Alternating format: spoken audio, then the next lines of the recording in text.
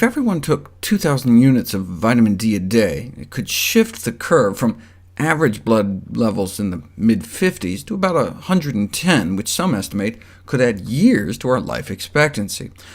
Data derived from randomized clinical trials have convinced some influential experts, such as Harvard's chair of nutrition, that we should shoot for this kind of range, levels that about 9 out of 10 people fail to reach, because it may necessitate taking between 1,800 and 4,000 units a day. The Institute of Medicine, however, considered blood levels of 50 to be sufficient, and therefore only recommended 600 to 800 units a day for those with little or no sun exposure, because they were only considering bone health.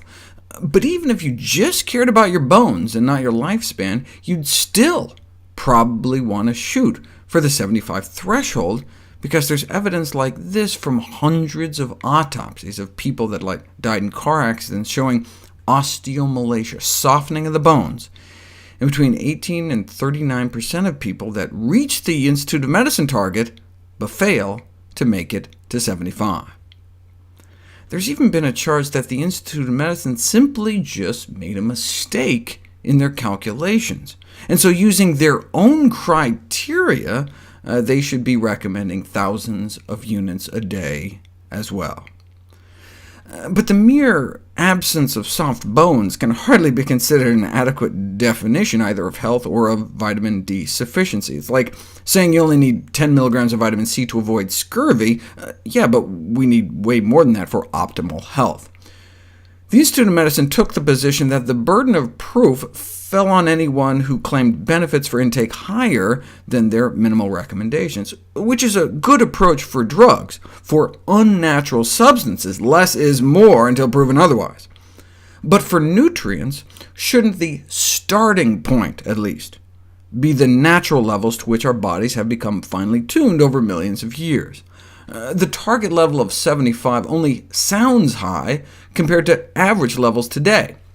But in modern times, we practice unnatural activities like working at a desk job, or sometimes even wearing clothes.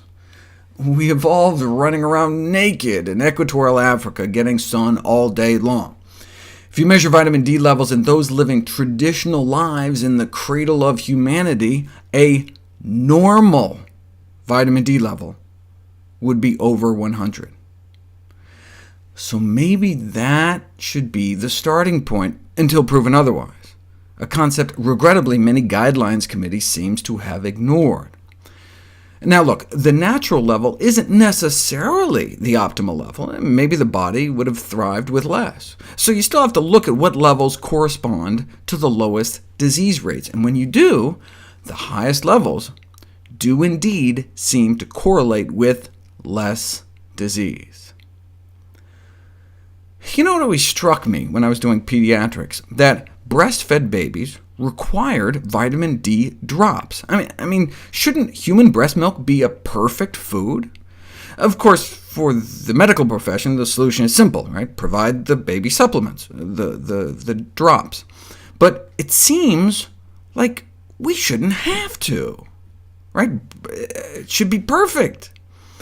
But look, you measure human breast milk these days, and it has virtually no vitamin D, and would cause rickets, unless the mom had vitamin D levels up around, you guessed it, the level natural for our species, which of course makes total sense. So it's just like an environmental mismatch, the way we live in our modern world. It helps to think of vitamin D as what it truly is, a hormone, not a vitamin. So if you think of it like that, then it would be reasonable to have normal levels. Right? We physicians try to maintain blood pressure and all sorts of parameters within normal limits, but why is so little attention paid to the status of the hormone vitamin D?